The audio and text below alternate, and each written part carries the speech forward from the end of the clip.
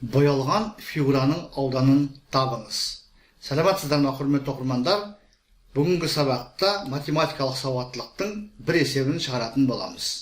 Суретте АБ тең БЦ-ға, ол тең 4 сантиметрге боялған фигураның ауданын табыңыз. Дөңгелек берілген, дөңгелектің белгілі бір бөлігі боялған, осы боялған бөліктің ауданын табу керек. Бұнда бізде қараңыздар, АБ берілгені бойынша 4-ке тең. БЦ қосатын болсақ, бұл да берілгені бойынша 4-ке тең. Олай болса, бізде мынау дөңгелек болып тұр, Б центрі, АЦ диаметрі болып тұр. Сонда бізде боялған бөлік, мынау үлкен дөңгелектің жартысы, және мынау кішкентай дөңгелектің жартысы. Сонда қараңыздар, дөңгелектің жалпы ауданының формуласы, S-ді деп қойып, тең болады пи көбейтілген R квадрат.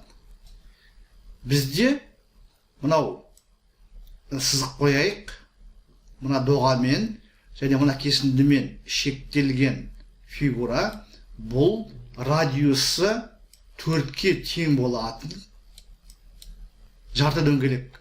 Оның ауданын S1 дейік. Мына BC бізде екінші кішкентай дөңгелектің диаметрі болып тұр.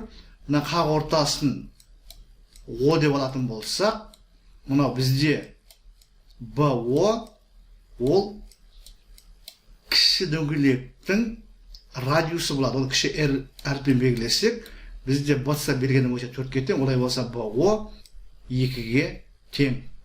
Кіші дөңгелектің жартысы, мына фигурамыз, оның ауданы S2 десек, олай болса бізде ізделетін аудан S тең болады.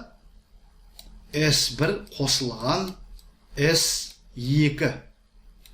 Ал S1 дегеніміз үлкен дөңгелектің жартысы, яғни оның ауданы пи үлкен R-дің квадраты бөлінген 2 болады. Кіші дөңгелектің ауданы пи кіші R квадрат, ал бізде мынау кіші дөңгелектің жартысы болғандықтан бөлінген 2-сі бар. Үлкен R-дің орнына 4-ті қоямыз. 4, бұл жерде 16 болады. 16 бөлінген 2, 8 пи болады. 8 пи. Мына жерде кіші R бізде 2-ге тең. 4-ті 2-ге бөлеміз. 2 болады.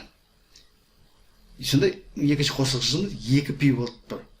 8 пи қосылған 2 пи, яғни бізде 10 пи шығады. Сонымен есептің жауабы А пункті 10 пи.